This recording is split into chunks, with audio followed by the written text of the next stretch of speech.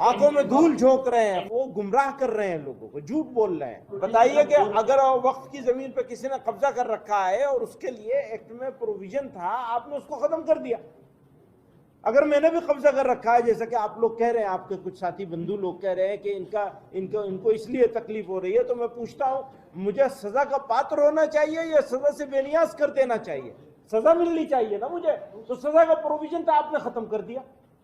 आप कह रहे हैं बहुत अच्छा हो रहा है और आपको सबको यकीन आ रहा है, तो फिर इसका तो कोई इलाज नहीं है ना। आंखों में पट्टी बांध लीजिए। मुसलमान रो रहे हैं इसलिए बहुत ही अच्छी चीज कर दी है इन्होंने।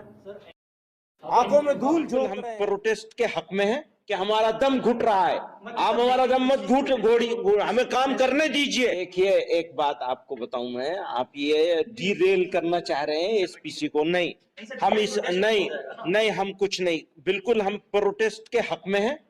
आप प्रोटेस्ट के, आपके थ्रू माध्यम से देश के नेताओं तक, शुभ चिंतकों तक, सिंसियर लोगों तक, बुद्धिजीवियों तक ये मैसेज पहुंचाना चाहते हैं कि हमारा दम घुट रहा है, आप हमारा दम मत हमें काम करने दीजिए। जो लोग परमिशन मांग रहे हैं उनको परमिशन दीजिए, तो हमको ठीक तरीके से प्रोटेस्ट हो जाए। आप वो बातें कर रहे हैं, दूसरी बहुत सारी बातें हैं जो कहकर मैं शेमफुल एटीट्यूड नहीं अपनाना चाहता हूं।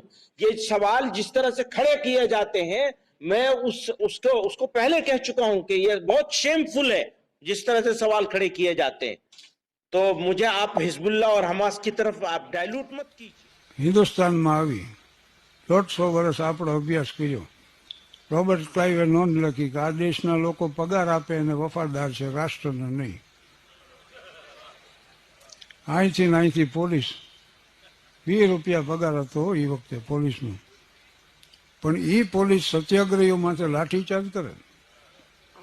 એ ભગતસિંહ સુખદેવ રાજગુરુ એને બરફની પાટીઓમાં ઉડાવે, એને ફાંસી નહોતા આપે પાછા। એ ક્યાંથી ઇંગ્લેન્ડથી નહોતા આવે।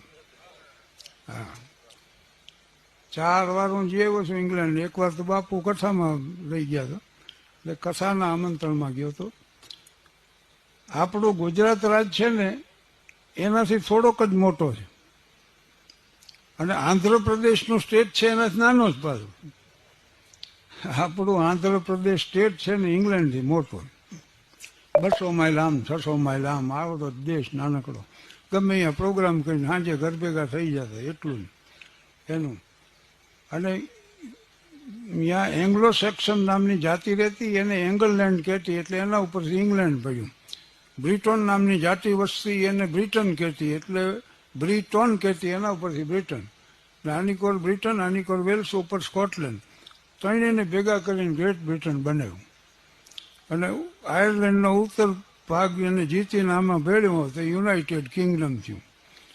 મને વિચાર દર વખતે એ થાય કે આને આ 5 કરોડ ને આપણે તે દી 40 કરોડ હતા। હા, 90 વર્ષ રાજ કેમ કરી ગયા? પણ પછી મેં જાણ્યું કે રોમનો ઇંગ્લેન્ડ માટે 400 વર્ષ રાજ કરી ગયા, તો એ મને એમ તો આનંદ થયો। ભલે ને આ 90 વર્ષ રાજ કરી ગયા, ઓલા 400 વર્ષના પડી। અને આજે એના સ્મારકો એને સાચવા છે પાછા ઇતિહાસની રીતે।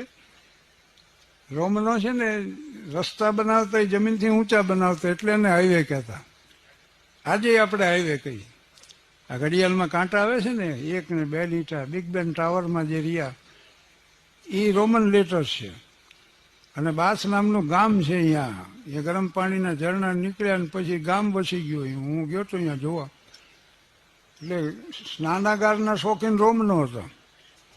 અને ઊંચા પિલર્સના મકાન આપણા જે જોવો છે ને પાર્લામેન્ટ હાઉસ, રાષ્ટ્રપતિ ભવન, એ રોમનોની દેન છે। એટલે આવો, પણ ઇંગ્લેન્ડથી આ કંપની આવી અને આ આપણે એને 100 વર્ષ 1757માં, ગમતું નથી લોકોને, પણ હવે ઇતિહાસ તો ઇતિહાસ છે। ક્લાઇવે બીજી નોંધ એ કરી કે આ દેશના અમુક લોકો રહે ને એને એની કિંમત હોય છે, એ ચૂકવો એટલે તમારું કામ કરતા થઈ જાય। સાહેબ 1757ની વાત કરું, 2,36,000 પાઉન્ડની લાંચ આપી મીર જાફરને। સિરાજુદ્દૌલાનો હગો મામો થાય.